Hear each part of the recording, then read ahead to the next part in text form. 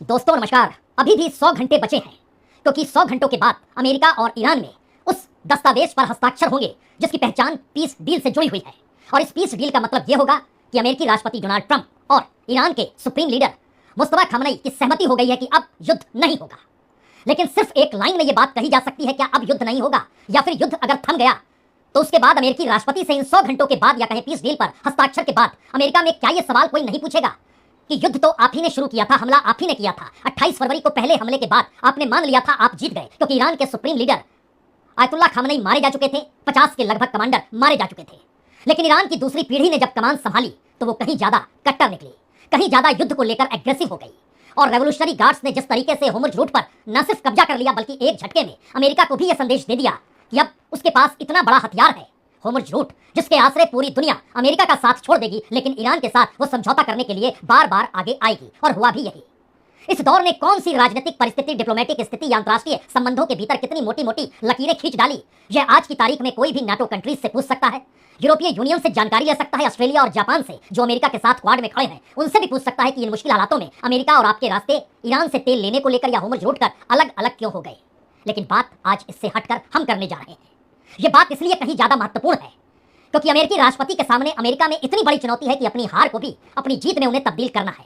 Strategically उन्हें बतलाना है कि दरअसल दुनिया जिस रास्ते के रुके जाने से परेशान थी और अमेरिका दुनिया भर में जो ढिंडोरा पीट रहा था कि वो तो शांति स्थापित करने निकला है, इसीलिए वो आर्थिक नाकेबंदी उसने होर्मुज़ रूट पर कर रखी है, तो एक झटके में क्या सब कुछ सौदेबाजी में तब्दील हो गया और अमेरिका अब झुकेगा, और इतना झुकेगा जिसकी कल्पना मिडिल ईस्ट के देशों ने भी नहीं की, खाड़ी देशों ने भी नहीं की, जो ये मानकर चलते थे कि अमेरिका के साए तले उन्हें कोई चोट पहुंचा नहीं सकता है। स्थितियां तो इतनी विकट हो गई कि क्या सऊदी अरब और क्या यूनाइटेड अरब अमीरात दोनों ईरान के साथ समझौता करने इस दौर में अलग अलग तरीके से निकल गए। ओमान की भी सहमति हो गई कि ठीक है, हम वसूली करेंगे, टोल टैक्स लेंगे होर्मुज़ रूट पर कमर्शियल जहाजों से, हम दोनों की भागीदारी होगी। इन परिस्थितियों में क्या कतर, क्या बहरीन, हर कोई अमेरिका को लेकर कई सवालों के साथ खड़ा हो गया। लेकिन लौटिए आज की फिर पुरानी उन परिस्थितियों के बीच नए पीस डील को लेकर। जिन 14 बातों का जिक्र है उससे कहीं ज्यादा महत्वपूर्ण यह है, अमेरिकी राष्ट्रपति हो या विदेश मंत्री हो या फिर वहां के उपराष्ट्रपति हो, यानी मार्को रूबियो हो, जेडी वेंस हो और डोनाल्ड ट्रंप हो, इसके ठीक उलट या फिर पेंटागन, इनका भी जिक्र कर लीजिए। जिन बातों के जरिए व्हाइट हाउस लगातार जो कह रहा था वो सारी चीजें स्ट्रेटेजिकली क्या अमेरिकी राष्ट्रपति अब झुकते हुए सहमति दे रहे हैं। अमेरिका का बहुत साफ कहना था कि अब टोल फ्री जैसे ही पीस डील होगी यह हो जाएगा। ईरान ने कहा बिल्कुल हो जाएगा, लेकिन इसका यह मतलब नहीं है कि यह हमेशा के लिए हो जाएगा। अमेरिका ने कहा ठीक है, लेकिन इतने लंबे वक्त तक के लिए फ्री कीजिए जिससे अमेरिका के भीतर उस धारणा को खत्म किया जा सके जहां पर यह बात है कि अमेरिका को तो कुछ मिला ही नहीं और दुनिया कहेगी अमेरिका की ताकत सिर्फ ट्रेड डील और टैरिफ तक सिमटी रही, युद्ध की परिस्थिति में वह हार गया। तो 60 दिनों तक की छूट है समझौते के तुरंत बाद से, यानी 19 जून से लेकर 19 अगस्त तक कोई टोल वसूली नहीं होगी। अगर 100 घंटे के बाद पीस डील पर हस्ताक्षर हो जाते हैं या इन 100 घंटों में फिर कोई नई परिस्थिति नहीं आती है तो आज की स्थिति यही है कि 19 अगस्त तक कोई टोल नहीं लिया जाएगा, लेकिन उसके बाद टोल वसूली शुरू हो जाएगी। कमर्शियल जहाजों से सर्विस फीस ली जाएगी। इन सर्विस फीस में भागीदारी ओमान की भी होगी और ईरान तो साथ में है ही। अब ये हर साल जितनी बड़ी तादाद में जहाज गुजरते हैं, अगर 2025 या कहीं युद्ध से पहले की परिस्थिति को समझे कि 28 फरवरी से पहले एक साल में लगभग 30,000 जहाज इस होर्मुज़ रूट से गुजरते हैं। लगभग 7.6 बिलियन बैरल तेल यहां से गुजरता है एक बरस के भीतर। और अगर इस 7.6 बैरल बिलियन तेल को लेकर जो सर्विस टैक्स है अगर उसको जोड़ दीजिएगा तो तकरीबन सालाना कमाई सिर्फ ईरान की $10 बिलियन होगी। $10 बिलियन रुपए में तब्दील कीजिएगा तो ये तकरीबन 95,000 करोड़ होगा हर साल। इस युद्ध के बाद ये कमाई ईरान की होगी। दूसरी बात, इन 60 दिनों में क्या वाकई दुनिया फ्री तौर पर अपने अपने घरों में अपने अपने भंडार बड़ा कर लेगी? पता नहीं इसके बाद क्या हो जब सर्विस टैक्स शुरू हो जाए और दुनिया के निशाने पर अमेरिका आ जाए। क्योंकि ईरान तो लगातार कह रहा है ये हमारे दायरे में है। रशिया और चाइना उसका साथ यूनाइटेड नेशन में दे चुके हैं, यह ईरान की संप्रभुता के दायरे में है। तो फिर ऐसे में मसला यूनाइटेड नेशन में बैठेगा नहीं, क्योंकि वहां तो वीटो लगाने के लिए चाइना और रशिया है ही। होगा क्या? ये पहला सवाल अपने जहन में बैठा कर रखिए। दूसरा बड़ा सवाल है कि इन सब के बीच सालाना कमाई अगर $10 बिलियन की हो रही है तो इसके बाद की परिस्थिति यह है कि ईरान को पुनर्निर्माण फंड, यानी ईरान को फिर से कैसे खड़ा किया जा सके, इसके लिए $300 बिलियन अमेरिका ईरान को देगा। अमेरिका इनकार कर रहा है, लेकिन डील को लेकर ईरान ने बहुत साफ तौर पर कह दिया है ये है और लिखा हुआ है और डील इस आधार पे होगी। और इसका जिक्र इस के दौर में मध्यस्थता करने वाले अमेरिकन के साथ खड़े पाकिस्तान ने भी कह दिया जी। $300 बिलियन, अब आप इसको रुपए में कन्वर्ट करेंगे तो ये लगभग 28 लाख करोड़ से कुछ ज्यादा होगा। 28.40 लाख करोड़, इतना पैसा ईरान को मिलेगा जो उसने खपत की है।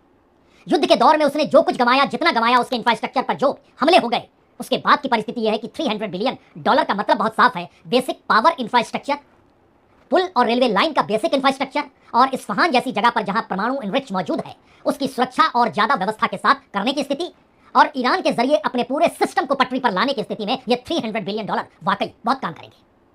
दुनिया के 4 अलग अलग देशों में, खासतौर से हालांकि कुल मिलाकर 7 देश हैं, जो ईरान का $24 बिलियन जो फ्रीज किया गया था, जो रुका हुआ फंड था, वह भी लौटा दिया जाएगा।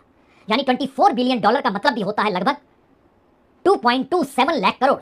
इसका आधा पैसा यानी $12 बिलियन हस्ताक्षर के साथ ही ईरान के फंड में चला जाएगा। अमेरिका कह रहा है जी नहीं, no fund, no toll tariff, कुछ भी नहीं होना है, लेकिन ईरान कह रहा है ये सब कुछ हो रहा है और अगले 100 घंटों में तभी सहमति बनेगी। एक तरफ अगर यह सहमति बन रही है तो दूसरी तरफ संकट इजराइल के सामने है। इजराइल जान रहा है कि इस पैसे की ताकत इतनी ज्यादा है, पता नहीं वेस्ट एशिया के मानचित्र से एक झटके में उसका सुपड़ा साफ ना हो जाए, यानी कहीं वो मानचित्र से गायब ना हो जाए, क्योंकि पहली बार मिडिल ईस्ट की कंट्रीज हो या सीरिया हो या लेबनान हो, सब ये मानकर चल रहे हैं कि दरअसल इस पूरे वार की जड़ में इजराइल था। दुनिया भी मान रही है, यूरोपियन कंट्रीज भी मान रहे हैं, बिल्कुल इजराइल को लेकर कोई मान्यता दे नहीं रहा है। तो इन सबके बीच इजराइल को भी अब खुले तौर पर इस पीस डील का विरोध करने के अलावा कौन सा रास्ता बचता है। हालांकि इन सबके बीच डोनाल्ड ट्रंप चेताते भी हैं नेतान्याहू को, यह ठीक नहीं है। वो जो कहते हैं वो हम आपको बताएं उससे पहले एक चीज समझिए। पहली बार इजराइल के राष्ट्रीय सुरक्षा मंत्री इतमार बेन गवीर खुले तौर पर कहते हैं कि पीस डील पर हमारी सहमति नहीं है। उसके बाद वो कहते हैं हम अमेरिका के गुलाम नहीं हैं। इजराइल एक आजाद देश है और अमेरिकी राष्ट्रपति डोनाल्ड ट्रंप का यह समझौता इजराइल पर लागू नहीं होता। जब इस बात का वो जिक्र करते हैं तो इजराइल के रक्षा मंत्री कार्ड्स ये कहने से नहीं चूकते हैं कि उनकी सेना दक्षिणी लेबनान से पीछे नहीं हटेगी और लेबनान, सीरिया और गाजा में जो उन्होंने सिक्योरिटी जोन बनाए हैं जहां पर इजरायली सेना मौजूद है, वो अनिश्चित काल तक के लिए तैनात रहेगी, यानी वह हिलेगी डुलेगी नहीं, चाहे इस डील को आप बीच में लेकर आ जाइए, हम आपके गुलाम नहीं हैं। अमेरिकी राष्ट्रपति नेतान्याहू से कहते हैं नेतान्याहू बहुत ही कठिन इंसान है, उन्हें हमारे किए गए काम के लिए तो आभारी होना चाहिए, वह विरोध क्यों कर रहे हैं। अगर ईरान के पास परमाणु हथियार होते तो इजराइल 2 घंटे भी टिक नहीं पाता। दरअसल ये मैसेज उस भविष्य के वर्ल्ड ऑर्डर का है जिसमें इजराइल कहीं नहीं है और ईरान क्या हर जगह है। और अमेरिका बिल्कुल नई स्ट्रेटजी के साथ वेस्ट एशिया ही नहीं पूरे एशिया को देख रहा है, क्योंकि उसका अपना नजरिया इस हकीकत के साथ खड़ा है कि उसकी पहुंच और पकड़ खाड़ी देशों से कम हो गई, खाड़ी देशों का भरोसा उनसे कम हो गया। बावजूद इसके इस डील को लेकर जब उनसे सवाल हुए तो एक पत्रकार ने उनसे पूछ दिया तब आप रशिया और यूक्रेन का युद्ध भी क्यों खत्म नहीं कर देते हैं। तो अमेरिकी राष्ट्रपति कहते हैं मैं 8, 9, 10 ये 10वां युद्ध है जिसे मैंने खत्म कर लिया और ईरान के साथ ये युद्ध खत्म हुआ, उस दिशा में भी मैं देखूंगा। हम तो शांति के प्रतीक हैं। सुन लीजिए व्हाइट हाउस में इस बात का जिक्र अमेरिकी राष्ट्रपति डोनाल्ड ट्रंप ने। Well, I would do it if I thought it would help. I'd do it. I'd love to see that war end. I've settled 8 wars and actually 9, and now it looks like we could have 10. But I would love to make that the 10th. I will tell you. I would love to see an end between Russia and Ukraine. That war. 25,000 young soldiers were killed last month, and it's on average 25 to 30,000 soldiers a month. It's a terrible war. हालांकि अमेरिकी राष्ट्रपति रुके नहीं, वो कहने लगे कि देखिए अमेरिका तो कई युद्धों को लड़ चुका है, हर युद्ध कितना लंबा खिंचा, लेकिन पहली बार बहुत छोटे से युद्ध में अमेरिका को जीत मिल गई। वो ये नहीं बतला पा रहे हैं कि दरअसल 30 लाख करोड़ से ज्यादा ईरान को वो देने वाले हैं। डिफ्रीज की हुई रकम वापस ईरान को मिलने वाली है। 60 दिनों के बाद यानी 19 अगस्त के बाद एक बार फिर कमर्शियल जहाजों से वसूली ईरान करने वाला है और इकोनॉमिकली और शायद अब तेल को लेकर और उसके बाद इस पूरे रास्ते को लेकर जो स्थिति किसी महाताकत के साथ जुड़ती है, महाशक्ति के साथ जुड़ती है, तो क्या यह परिस्थिति ईरान को एक नए तरीके से रशिया और चाइना के साथ खड़ा करके अमेरिका की ताकत को चुनौती देने वाली ना बन जाए। इसीलिए इस युद्ध को इस मुहाने पर रोक दिया गया, क्योंकि खुल के चीन ईरान के साथ खड़ा हो गया। रशिया ईरान के साथ स्ट्रेटजिकली नहीं बल्कि हथियारों को लेकर और उसे सैटेलाइट तस्वीर और तमाम गुप्त इंफॉर्मेशन देकर उसे मजबूत करने में लग गया। और ये बात धीरे धीरे बड़ी होने लगी कि जब भारत में भी बैठक होनी है ब्रिक्स की, तो उसमें ईरान को लेकर एक प्रस्ताव भी पास हो, अल्टरनेटिव करेंसी का जिक्र भी हो और कच्चे तेल और डिफेंस के क्षेत्र को लेकर आपस में व्यापार कैसे बढ़ाया जाए इस पर भी सहमति बन जाए। जाहिर है ये बहुत कुछ भारत पर भी टिका है, लेकिन भारत इस वक्त अमेरिका के सामने कितना झुका हुआ है ये तो और ज्यादा परसों खुल जाएगा 17 तारीख को, जब G7 में अमेरिकी राष्ट्रपति ट्रंप और भारत के प्रधानमंत्री मोदी की मुलाकात होगी। लेकिन इस दायरे से बाहर निकल के जरा आप सोचना शुरू कीजिए, वह 14 पॉइंट क्या है जिस पर डील हो रही है। उसमें पहला पॉइंट तो यही है कि ईरान, लेबनान और बाकी सभी मोर्चों पर युद्ध पूरे तरीके से खत्म हो जाए। पेंच इजराइल कह रहा है बिल्कुल नहीं, ना सीरिया, ना लेबनान, ना गाजा, हम नहीं हटेंगे। दूसरा पॉइंट है अमेरिका और इजराइल फिर कोई नया युद्ध शुरू नहीं करने की गारंटी देंगे। इजराइल कह रहा है नए युद्ध हम उस दिशा में नहीं सोच रहे हैं, हमारी सेना की मौजूदगी है और वो परिस्थितियों के हिसाब से हमले करेगी और वो अमेरिका की गुलाम नहीं है। तीसरा पॉइंट, अमेरिका इजराइल की और से भी सुरक्षा की गारंटी देगा। अमेरिका इस दौर में कोई गारंटी दे या ना दे, लेकिन कोई भी गारंटी देने से पहले इजराइल ने इनकार कर दिया, हम अमेरिका के इस डील के साथ नहीं चलेंगे। चौथा पॉइंट, होर्मुज़ से अमेरिकी नौसैनिक नाकेबंदी हटाई जाएगी, अमेरिका की सहमति है, हम बिल्कुल हटा देंगे। पांचवा पॉइंट, ईरानी जहाज और समुद्री व्यापार पर लगी पाबंदियां खत्म की जाएगी। यानी अभी तक जो भारत के जहाजों पर निशाना अमेरिका ये कहकर लगा रहा था कि आप ईरान के तेल को ले जा रहे हैं और हम इसे बर्दाश्त नहीं करेंगे, ये सब अब नहीं चलेगा, तो जाहिर अमेरिका कहेगा ठीक है, जो वो कह रहा है क्योंकि उसे अपने देश में दिखाना और बताना है युद्ध खत्म हुआ, हम जीत गए। छठा पॉइंट, 30 दिनों के भीतर समुद्री व्यापार को पहले की तरफ बहाल कर दिया जाएगा, यानी 30 डेज का वक्त है, 19 जून से 19 जुलाई। 19 जुलाई के बाद स्थिति बिल्कुल सामान्य हो जाएगी। 7वां पॉइंट यही है कि होर्मुज़ स्ट्रेट दोबारा खोला जाएगा, तो वो दोबारा खुल जाएगा। 8वें पॉइंट से खेल शुरू होता है। ईरान के अरबों डॉलर के फ्रीज फंड जारी किए जाएंगे, 24 बिलियन डॉलर का जो जिक्र है। और शुरुआती चरण में जो 9वां पॉइंट है, शुरुआती चरण में फ्रीज फंड का आधा हिस्सा जारी होगा, यानी 12 बिलियन डॉलर तुरंत दे देगा अमेरिका। उस पर भी उसको सहमति उसे सिर्फ बताने के तरीके पर अमेरिका में अंतर लाना है। 10वां पॉइंट है कि ईरान पर लगे प्रतिबंध को हटाने की प्रक्रिया शुरू हो जाएगी, यानी इससे पहले जो ट्रंप और उससे पहले जो प्रतिबंध कुछ भी लगाए गए, वो चाहे ओबामा काल के खंड के हों, वो सभी हटते चले जाएंगे एक एक करके। तो ये मैसेज इजराइल को इतना ज्यादा डरा रहा है कि वो कह रहा है बिल्कुल नहीं, हम इस डील को मानेंगे ही नहीं, क्योंकि ईरान अगर ताकतवर हो गया तो हर कोई जानता है ईरान की ताकत के सामने इस वक्त खाड़ी देश भी समझौते की दिशा में बढ़ गए हैं, तो फिर आने वाले वक्त में इजराइल कैसे खड़ा हो पाएगा। 11वां पॉइंट है, अमेरिका प्राइमरी और सेकेंडरी दोनों तरह के प्रतिबंधों को हटाने पर बातचीत करेगा, यानी यहां पर सिर्फ सैंक्शंस भर का सवाल नहीं है, बल्कि जो जो प्रतिबंध जिस स्तर पर, वो प्रोडक्ट के स्तर तक भी हो, वो डिफेंस को लेकर भी हो, वो ऑयल को लेकर भी हो, वो इंफ्रास्ट्रक्चर को लेकर भी हो, वहां से भी प्रतिबंध हटना शुरू हो जाएगा। 12वां पॉइंट है, अमेरिका 30 दिन के भीतर ईरान के जो आयात के बदले सैन्य गैजेट्स कम करेगा, यानी ईरान के जो भी इंपोर्ट की परिस्थिति थी उसको लेकर अब वो सैनिक के जो सामान थे उसको वो कम करना शुरू कर देगा। अमेरिका को कोई दिक्कत नहीं होगी, वो करेगा। उसकी अपनी माली हालत उस दिशा में कैसे टिकेगी अगर वो युद्ध भी लड़ते रहे, नाटो कंट्रीज से झगड़ा भी हो चुका है। इस परिस्थिति में दुनिया में अपनी सुपरमेसी बताते हुए उस इकोनॉमिक डील को करना है जहां पर अमेरिका एक बार फिर सबसे ताकतवर और चमकता हुआ देश नजर आए, जिसका वादा अमेरिकी राष्ट्रपति ने किया, तो वो समेट रहे हैं अपने आप को। 13वां पॉइंट है, ईरान परमाणु हथियार नहीं बनाने का अपना कमिटमेंट दोहराएगा। ओबामा के दौर में ही वो कमिटमेंट कर चुका था, हम नहीं बनाएंगे। बहरहाल उसके में आगे लिखा हुआ है 60% इनरिच यूरेनियम के मुद्दे पर आगे बातचीत होगी, यानी अभी तक जो था कि सेना घुस जाएगी, इनरिच यूरेनियम को लेकर आएगी, उसे हमें सौंपना होगा, वो तमाम चीजों का कोई जिक्र नहीं है और उस मुद्दे पर आगे बातचीत होगी। अभी इस पर आप कोई ध्यान नहीं दीजिए। और आखिरी यानी 14वां पॉइंट है, 60 दिनों की औपचारिकता वार्ता होगी, बातचीत होगी, जिसमें परमाणु कार्यक्रम, सैंक्शंस यानी प्रतिबंधों से राहत, युद्ध के बाद पुनर्निर्माण जैसे मुद्दों पर समझौते की कोशिश की जाएगी। अमेरिका ने इस पर कोई बड़ी टिप्पणी नहीं की है, लेकिन अमेरिका के राष्ट्रपति डोनाल्ड ट्रंप ने सोशल ट्रुथ पर जो लिखा है उसे देख लीजिए, समझ लीजिए। जो कह रहे हैं समझौता हो गया, ईरान के सुप्रीम लीडर मुस्तफा खामनेई मान गए, देख लीजिए।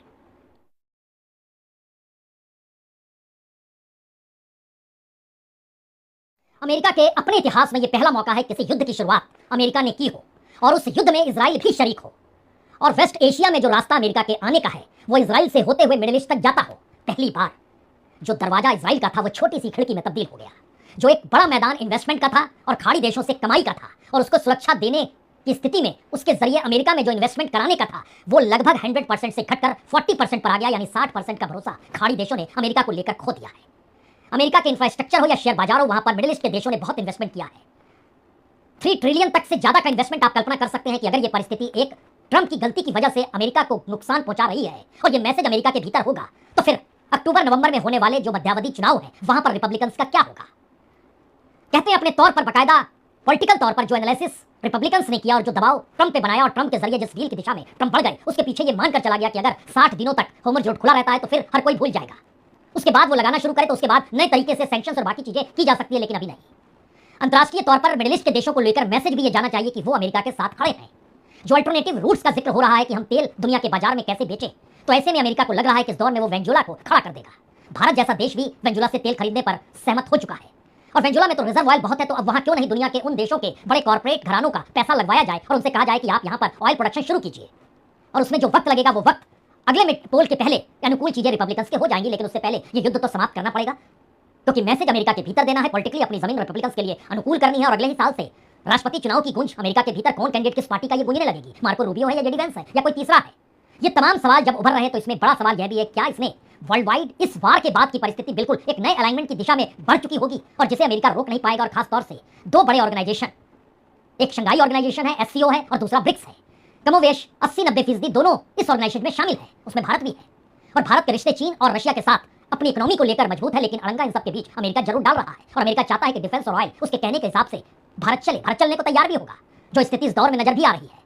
लेकिन बड़ा सवाल यह है क्या इस युद्ध के बाद ईरान एक महाशक्ति के तौर पर खड़ा हो जाएगा? क्या इस डील के बाद अमेरिका दुनिया को और अपने देश में तो बताएगा हम जीत गए, लेकिन अंदरूनी तौर की हकीकत क्या होगी? यह हकीकत दरअसल उस आखिरी बयान में छुप जाती है जहां पर ईरान और अमेरिका के बीच समझौते का पूरा दस्तावेज अभी भी जारी किया नहीं गया है। और ईरान के उप विदेश मंत्री काजिम गरीबाबादी ने बहुत साफ तौर पर कहा कि MOU पर हस्ताक्षर होने के बाद शुरू होने वाली 60 दिनों की 60 डेज की अमेरिका ईरान की बातचीत इस पर निर्भर करेगी कि अमेरिका अपने पहले 3 वादे पूरे करता है या नहीं करता है। यानी एक बड़ी पूंजी ईरान के हवाले होनी चाहिए, सैंक्शंस हट जाने चाहिए, आर्थिक नाकेबंदी पूरे तरीके से खत्म हो जानी चाहिए, न्यूक्लियर इनरिच न्यूक्लियर की तरफ उसे देखना भी नहीं, यूरेनियम की तरफ देखना भी नहीं चाहिए। ये मैसेज इतना बड़ा है जिसमें अमेरिकी राष्ट्रपति द्वारा रुकवाए गए युद्धों की कतार में शायद ये पहला युद्ध होगा जिसमें अमेरिका कमजोर हो गया।